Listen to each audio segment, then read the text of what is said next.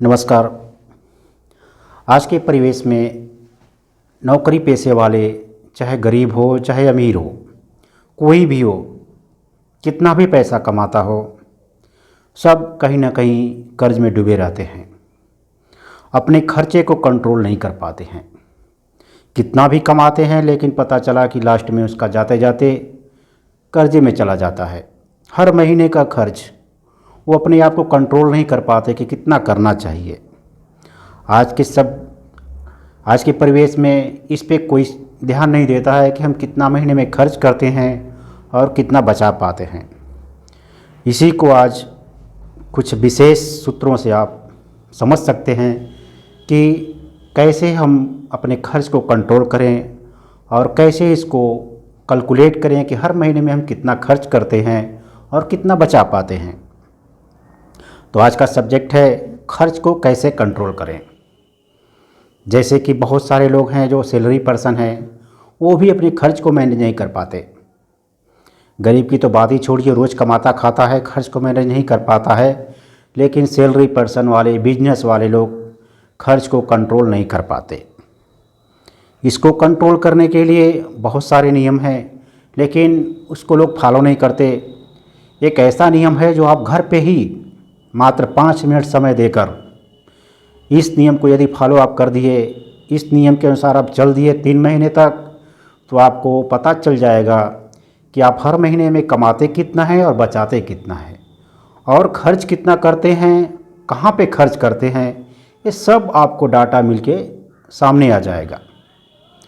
इसको आप चाहे तो एक मात्र 5 मिनट समय देना है, एक डायरी बना लीजिए। और कल से 1 जनवरी हो रहा है, 1 जनवरी से ही आप इसको फॉलो करिए। 1 जनवरी से अब इसको फॉलो करिए, हर महीने का कैलकुलेशन करिए। डायरी पे एक डाटा बनाना है, डाटा में आप कॉलम बनाइए। कॉलम में अपने खर्च को, जो खर्च कर रहे हैं उसको कैसे नोट करना है उसके बारे में बताएंगे। जैसे आप अपने सैलरी को डिवाइड कर पाएंगे कि हम कितना सैलरी कहाँ पे खर्च कर रहे हैं। तो कॉलम बनाने के लिए आप एक तरफ अपना खर्च, जिस विभाग में खर्च कर रहे हैं उसको लिखिए, और कितना खर्च कर रहे हैं दूसरे कॉलम में उसको लिखिए। डेट वाइज लिखिएगा, इससे समझ में आ जाएगा। जैसे पहले कॉलम में आप लिख सकते हैं जहाँ पे खर्च करना है उसमें किराना का सामान, किराना का सामान में आप जितना खर्च कर रहे हैं उसको नीचे लिखते जाइए। अगले पेज पे इस तरह हर कॉलम में, चाहे पेज बना लीजिए अलग अलग, चाहे कॉलम बना लीजिए, इस तरह आप बांट लीजिए उसको 10-12 कॉलम में, और उसमें हर कॉलम अलग बनाइए।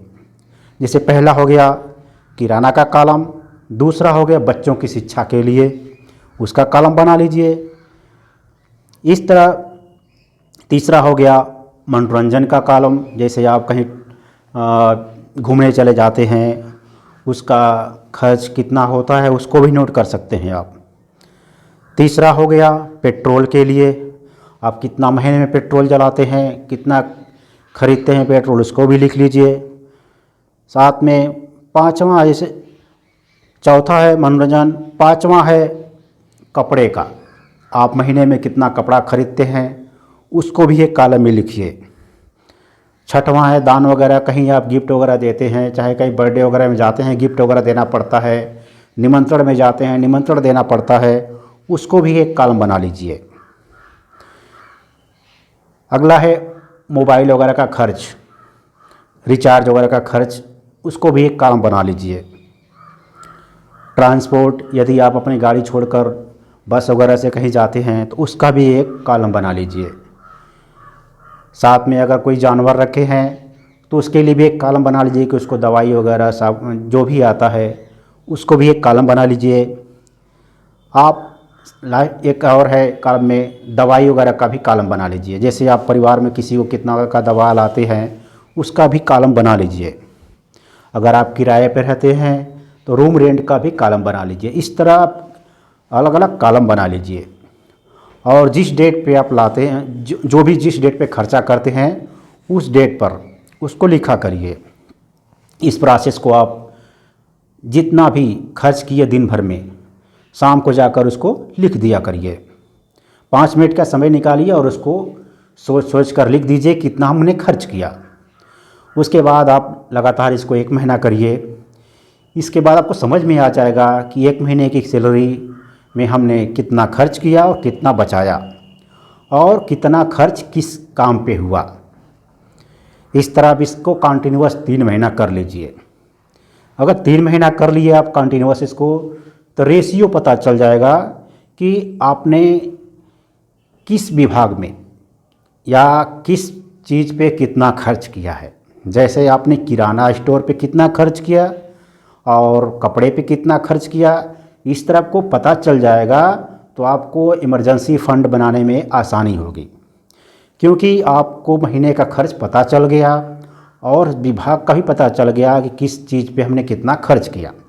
इस तरह आप इसको आसानी से कैलकुलेट कर सकते हैं और इसको इमरजेंसी फ़ंड बना सकते हैं।